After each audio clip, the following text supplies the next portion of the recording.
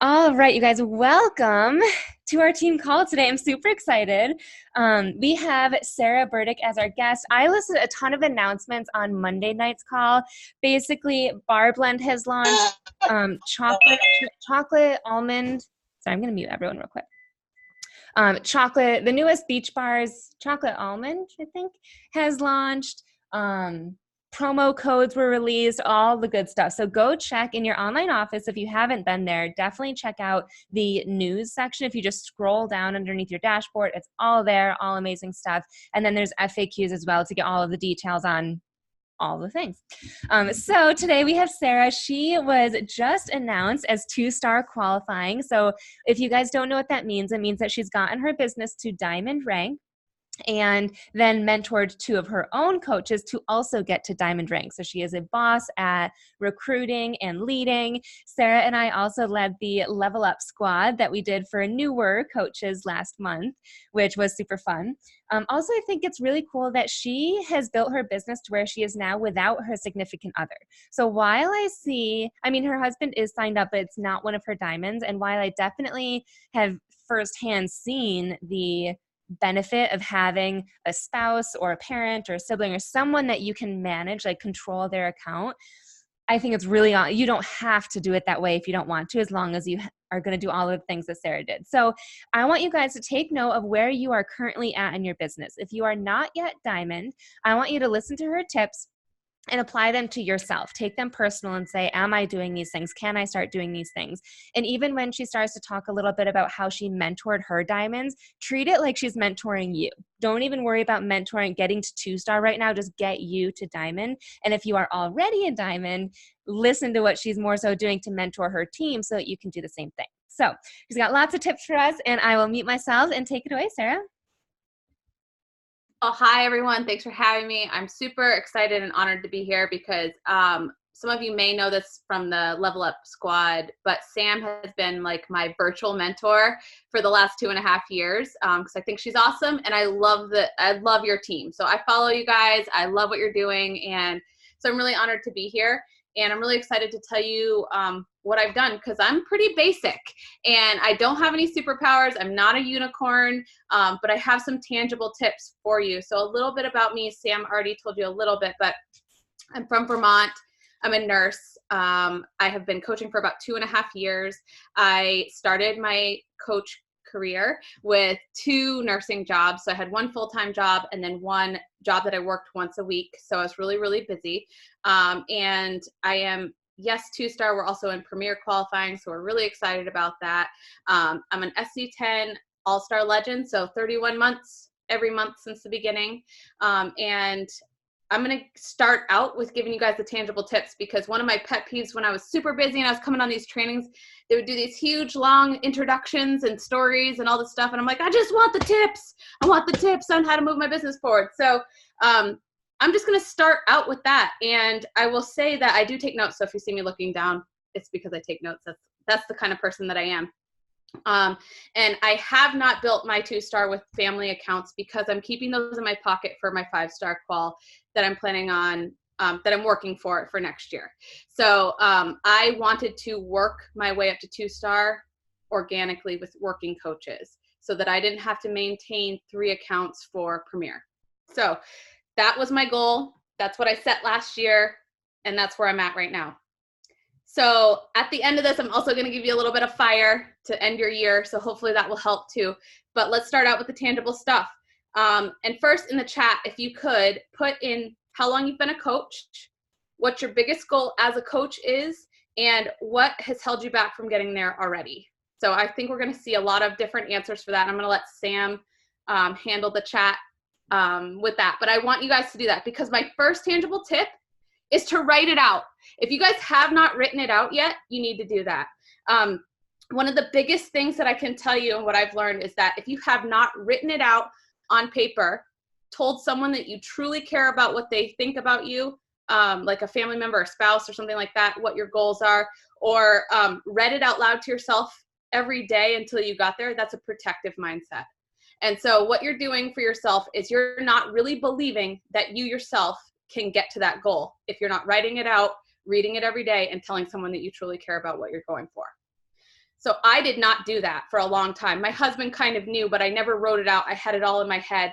And it didn't make me work harder for it because I was just kind of, like, well, if I get there, then I'll get there. And I kept it all in my head because if I didn't get there and I quote unquote failed, the only one who would know was me. So that's why it's really important to write it out. So that's my first tangible tip, is write out your goals. So that's what you're going to do in the chat right now, is start that. And then I want you to take what you wrote and then write it down, put it somewhere in your office or wherever, and write it. I have mine on my wall right here. And I do have a vision board, but mine's under construction because, and this is also, if you guys want to join my team, the Sunday after Christmas, which is the 29th, I think, we're doing a big team vision board building team thing. So if you guys want to come, you're more than welcome to do that. So tip number 2 is map it out. Map out your business. Get a whiteboard like this and map out your business, what you have in it, what you need, where you need people, and look at it every day so that when we get into this busy time of year that we're entering right now, you don't have to think about where you need coaches. You know where they're going to go. So you're switching your preferred placement, all those things. Map it out. And if you haven't done that, or you don't know what that means for your rank, talk to Sam. I'm sure that she can help you, or your upline if your upline isn't Sam or me. And go figure it out so that you know what you're doing. For me, that was so helpful because for a long time I was just kind of like, oh, do I need them on the left? Do I need them on the right? Now I know exactly where I need people. So every single month, I go into my office in the first week of the month and I update my whiteboard for all of my discount coaches that are active, the ones that have gone inactive, who's got what rank, how many coaches they have. Take control of your business. That is how I have learned to really start to build, because kind of I felt like I was just, all over the place before. So having a map and writing it out, those are my first 2 tips. Those are really, really important. Third, I'll say this till I'm blue in the face, get your business activity tracker printed out. If you have not printed out your business activity tracker, you are doing yourself a disservice. It is so easy, especially for us people who work full-time or still work full-time, you only have pockets of time. So you need to have focused time when you're working in your business. For me, that was a lifesaver. It's the only thing that I've done every single day consistently since I started. And I really attribute a lot of my success to the business activity tracker. They have the newer one that they put out last year. It's called the Success Club Tracker. And it's really geared towards what we're doing right now on our platform. So if you haven't done that, do that now. One of the biggest changes that I made this year is I made a chat for people who are working coaches. And we have a nightly accountability post in our chat that is for people who are using the business activity tracker to post what they did. It doesn't matter if they filled it out completely or not, but they need to post what they did so that you can see and you're being held accountable. It's just like being held accountable to your health and fitness goals. This is being held accountable to your business goals. So use that business activity tracker. Use all the things that Beachbody gives us. The speed of the leader is the speed of the pack. Anita Myron always says that, and I truly believe it. So know that if you're doing it, I personally feel like I don't really need the business activity tracker because I love what I do. I'm passionate about it. I know what the activities are. But the reason I do it is to keep myself accountable and also to show my team what I'm doing every day. So even if you feel like you don't need it or you've been doing this forever and you're like, whatever, I know what to do the business activity tracker and send it to your team so they can see. One of the biggest things that I've come across in my team is that before we were doing this chat, a lot of people felt overwhelmed with the business activities. And it was mostly because they weren't taking action. And the business activity tracker gives you a place to take action and tells you exactly what to do. So those 3 are super easy, right? So write it out, map it out, and get your business activity tracker. And also what I want to say about that is working in pockets of time. They always say, like, do your power hour. I didn't have a full hour most days of the week when I first started. So I would literally work in 10-minute pockets of time throughout my day. On my lunch break, I would go to the bathroom at work. I would, at night, in the morning, before I went to work, all those things, 10 minutes. And it would equal about an hour to an hour and a half a day. And on the days that I had off, I would go really hard at that. So making sure that you're showing your team what you're doing, that's part of stepping into your leadership. So the next one that I have is, I want you to think about it this way. Step into the rank that you want to be now. Don't hold back and say, well, I'm just an emerald. If you're an emerald and you want to be a diamond, start acting like a diamond now. And the same goes for every rank as you start to rank advanced. And what that means is, start doing the activities of a diamond coach. Act like a leader on the team. Start posting the team page or reaching out to your downline, whether they're your PS coaches or not. I work with all of my downline. It doesn't matter if they're my PS coaches or not. Anyone who's working that wants to work and is not getting what they need or is and just needs some extra, then I'm there for that. So start acting like the rank that you want to be. Be organized. Start reaching out to your upline if you need help getting organized. Ask your upline what it means. Like, what does it mean to be a diamond? What do I need to be doing more than what I'm doing now? If you're a new coach and you want to be an emerald, start reaching out to your friends and family and acting like a leader of your own journey so that people can see what you're doing and they want to join you.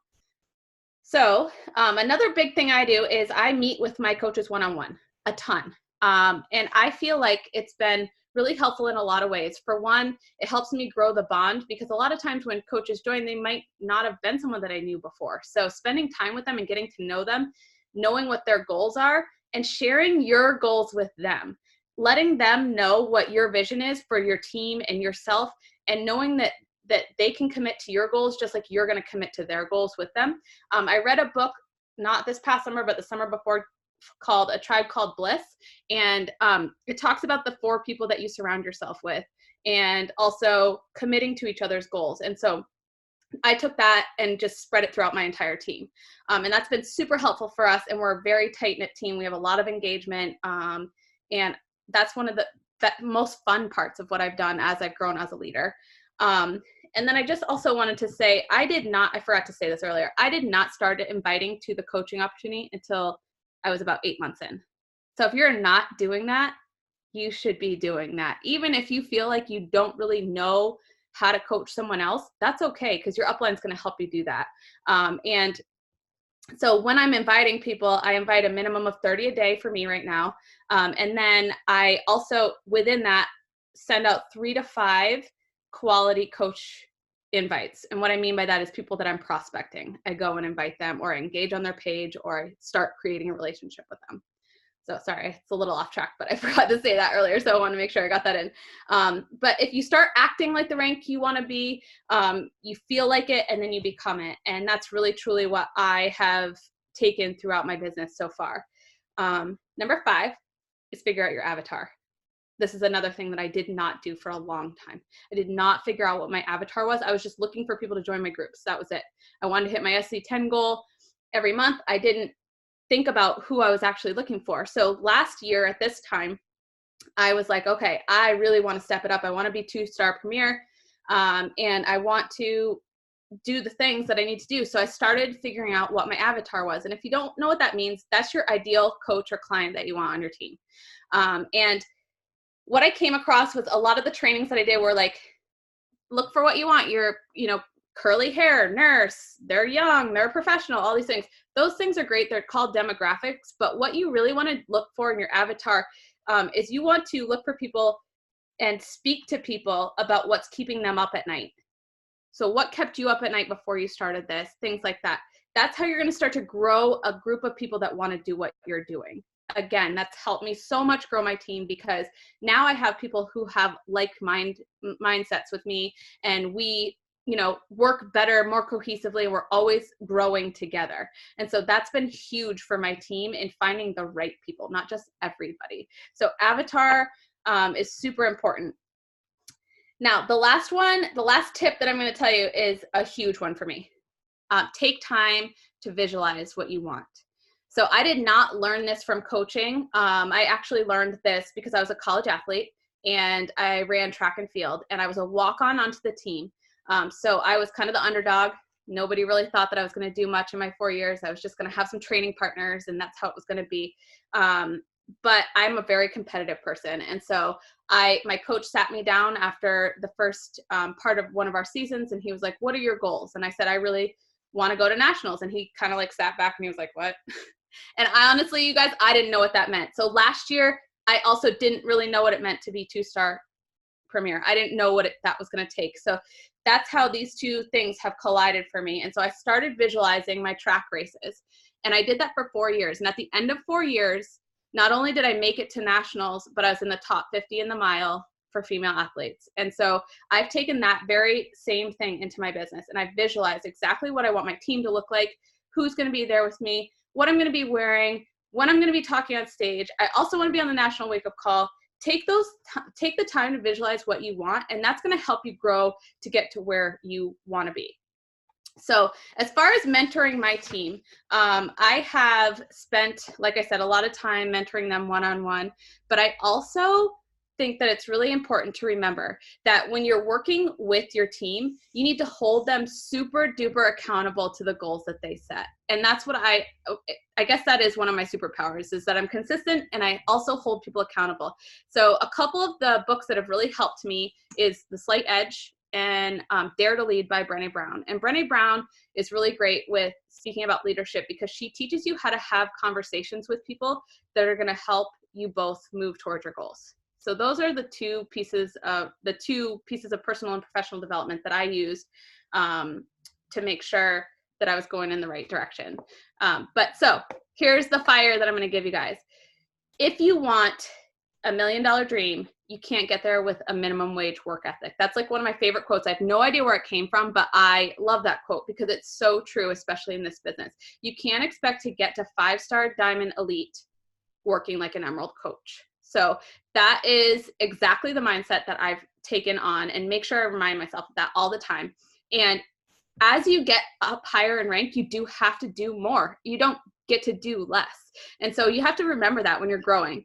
So ask yourself today where you're at right now, and ask yourself where are you going to be next year at this time. I can tell you right now that I am exactly where I said I was going to be, and I've worked really hard all year to get there. And so that's what has been my mantra all year. I'm still trying to figure out what my mantra for next year is going to be. I don't know if Sam, I don't know if you do that kind of stuff, but something that I constantly am reminding myself of every single year. And I also want you guys to think about today, what do you need to do to become the leader that you want to be on your team? So what kind of person do you need to become? And I don't mean you need to change who you are at all, but what I mean is, what do you need to put into your life so that you're doing the things that you need to do to become the leader that you want to be for your team? Create the environment that you want. Be honest with yourself about the changes you need to make.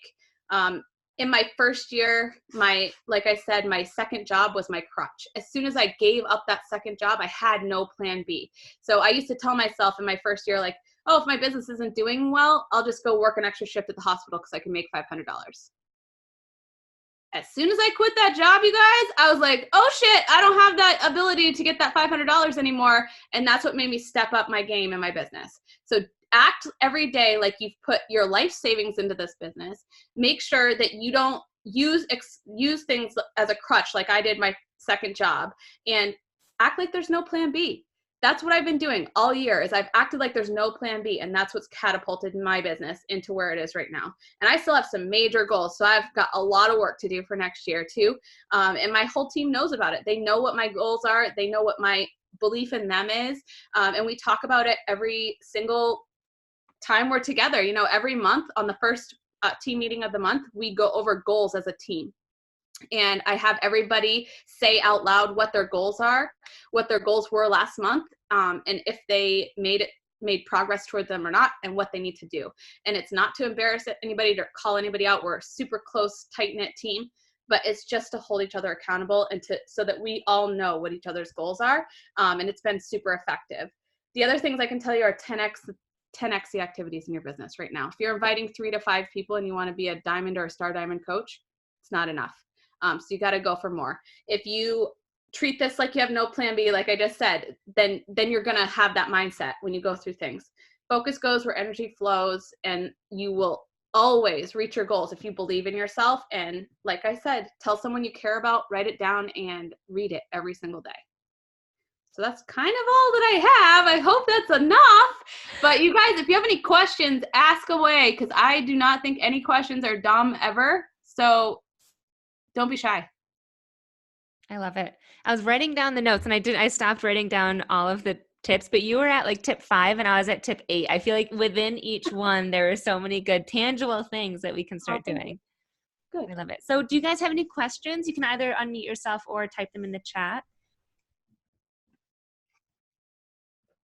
One that I wanted to ask you, because a couple of girls on our team have had some questions on avatar. How did you go about creating your avatar? So that's a really good question. And it does take some time. I'm going to tell you that. It's not just something that you come up with overnight, usually, unless you already know. But for me, I looked for things that I needed in my business. So like things that I wasn't good at, like graphics and tech stuff. So I would always be looking for people who were into graphic design. So I have one of the leaders on my team. She's she's an architect, and she does a lot of graphic designs, stuff like that. I also looked at things that I was and what things kept me up at night. And so a lot of things that I post about, like I had a lot of trouble with body image. And so I was constantly looking in things in Instagram spaces where people had body image problems. And I found a lot of people that I could relate to there. Also, the curly hair crew, like my whole team is pretty much all curly hair. I don't know if you guys have ever seen that, but we kind of are. We've got some great straight hair people too, trust me. But so that's like, those are some of the like little things that I was looking for that were superficial, but dig deeper than that. Look for the things that you wanted problems and solutions to, and try to figure out what it is you're looking for in a person. I like people who are loyal. I did the Enneagram test and figured out a lot of things about my personality. That's helped me kind of branch out and find people that I'm looking for. But it does take time, and you really kind of have to sit down with yourself and think about what you're looking for, who you want to be, who you are right now, and who you like working with. So if you have a team of people right now, think about the leaders on your team and what qualities they have that you love about them. And then go searching for more of that. I love that. And I like how you also mentioned that you do 3 to 5 coach invites a day, right? Yep. So it's like, I think some of us get in our heads, like we have to do 30 coach invites a day or 30. It's like, it's just these outrageous numbers, and you really don't. As long as you're consistent, like 5 a day, that's 25 a week if you're only working Monday through Friday. Right. And what I mean by quality coach invites is that people that I'm prospecting and that they really hit a lot of my avatar. And that's why avatar is so important. So I think that, I don't know if I have any real science behind this, but I think that people who fit 70% of my avatar are my best, the leaders on my team. I love that. Any advice on warm market versus cold market?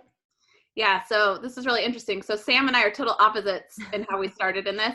I was very uncomfortable talking to the cold market, but when it was people that I knew and that I liked and trusted, I was like, oh yeah, like I can talk to them, because if I make a mistake and talking to them, I can be like, oh shoot, that was a mistake, So I went after my warm market first, for sure.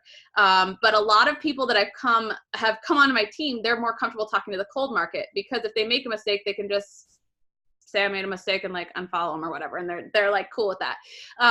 But I think it's like really important to make sure you do a little bit of both. So I try to make my market my lukewarm market before inviting them. So I don't exactly go like straight into cold, unless somebody is like blatantly. So there's one person on this call right now. Her name's Tara. I think she's doing dishes. She was like a total cold market, because I saw her immediately and I was like, that's my girl. Like, I want that girl on my team. And we talked for months and months before she joined my team, but she's one of the leaders on my team. So she's one of my cold market people, but she really fit a lot of the things in my avatar. And I did a lot of research on her page and like, things she was posting and what she was talking about. And so that was a cold market thing. But then 2 of the other leaders on my team are warm market people. So I'm kind of split on that, but all I can say is don't be afraid to go into either one. You need to kind of make sure that you're doing both, because you're going to find what you're looking for in your cold and your warm market. I don't know if that's very helpful. Yeah, that was super helpful. And I will say, while I am much more into cold market, I still get super nervous to talk to my warm market, but warm market are, for me, the people that sign up. Like if I can have a connection with them, they sign up so much quicker, and they're the leaders on my team too. So yeah, love it. The thing about cold market is you have to build the bond with them. The thing about warm market is you have some sort of bond already. So that's kind of how I look at it. Guys, what other questions? Or I guess I've been the only one with questions. What questions do you have? I have a question. Go for it. Hi, Sarah. Thanks for coming on to talk to us today. Um, so when you are thinking about your avatar, do you post like you're talking to them? Like, is that Yeah. how you post? Okay, cool. So when you get to talking to your avatar and then they sign up, are they usually like pumped to get started with coaching, or do you kind of have to coach them through that in order to have goals? They're just ready to go. They're ready to go because that was me. So my avatar is very similar to me. Nice. Because you're looking for mini yous, right? So that's what you're going for. So a lot of my leaders, actually the 4 that I can think of that are leaders on my team right now, they were like, let's do this. Oh, actually, that's a lie. One of them wasn't. She took a long time to do it, but she was my friend and she always knew she was going to do it. She just always was like, oh, I'm not ready yet. So things like that. One thing I did forget to tell you, I just learned this the other day. And I realized that I was kind of doing it, but I need to do it more. And I'm going to start implementing it. So the 2 most important words in marketing are you and yours. So I find a lot of coach posts, like even mine, I'm like, me, this is what worked for me and all this stuff. But you and yours are the most powerful words, because then people think you're speaking to them. So like when you're talking about to your avatar about what keeps them up at night and what their strengths and weaknesses are, what problems you have to solve in your posts, start your headline with, you deserve the skin that you're in, or to love the skin you're in, or something like that. Like, that's just like off the top of my head. But when you're making, these posts, make sure you use the words you and your and not me and I. I love that. Amy said, do you offer coaching to all customers or are you selective? So in the beginning, when I first started building my business, I signed up just about everyone as a discount coach because I felt like it was like this thing that I could offer as a discount. And so it was easier for me to talk about. So I had my first year, a lot of discount coaches signed up because, like I said, I was at SC10 every month since the beginning. So at least 5 a month, right? But what I realized was that wasn't helping me build my income. And a lot of them were going inactive or canceling because they didn't continue with it. Because the reality of it is the average person doesn't continue more than 2 months, right? So what I started doing was being more pointed about my conversations and learning how to interview people a little bit better, knowing whether or not, they didn't really want to coach now, but they were really interested in it for later. Then I would sign them up as a discount coach. But if they had no interest in it at all, I wouldn't even offer the discount. And I'm confident about our products and what we sell, and the prices of them are fair to begin with. So be confident in what we have. We have a great, Beachbody's great. The products are great. The community is great. What we have for fitness is awesome. So don't be afraid to talk about the price like I was in the beginning. And so the answer to that is now I'm very pointed about who I sign up as coaches and not. I like that. So do you still sign up discount coaches, or it's either customer or a working coach? Well, I don't ever turn someone down if they want to sign up as a discount coach, but I just don't go straight into it like I used to, because I'm also, another reality is I'm building this as a business. It's my full-time income now. And so I have to be strategic about what I'm doing, and volume matters. And so, once you sign up a discount coach, sure, their volume does count towards you, but not the same way that you'll get like subscription and volume from customers. So yeah, that's something we're changing on our team, or not changing, but just like going towards too, is invite to the coaching hour. You guys, this is like the coaching opportunity is what lights me up and what lights Sarah up. Like this is, why would you not talk about something that you join calls every Wednesday at 3 p.m. for, and Monday night, some of you are on both of our team calls each week. So I love that. Yeah. And the other thing is to remember, you guys, the programs and the community, the programs change your body, the community changes, your heart, things like that. The business changes your life. So that's something that you want to take into consideration when you're offering this and inviting to, is that the business has changed my life. I was in a career that I hated. I used to physically get sick going into work at the hospital, or 3 days, I would have days off, and 3 days before I even had to go in, I would already start stressing and fighting with my husband over it because I was just so stressed out. I was so unhappy in it. This business has allowed me to have time freedom, not to feel stuck. I'm still fighting for my income too. It's not like I'm not rolling in the dough yet, you guys, but I want to be. I want to be, so I'm going to keep working towards it. But the business has changed my life. The programs have changed my body. The community's changed my mindset and my heart. But the business really, really changed my life. I love that. That's awesome. Cool. Any last minute questions, guys? Can we take a boomerang too? Yes. Thank you for the reminder. Oh, someone has to tag me because my phone died. Oh. Okay, Sarah, count us down. Okay, hold on. Let me open it up here. Okay. All right. Oops. The behind the scenes that not everybody knows about, right? Yeah.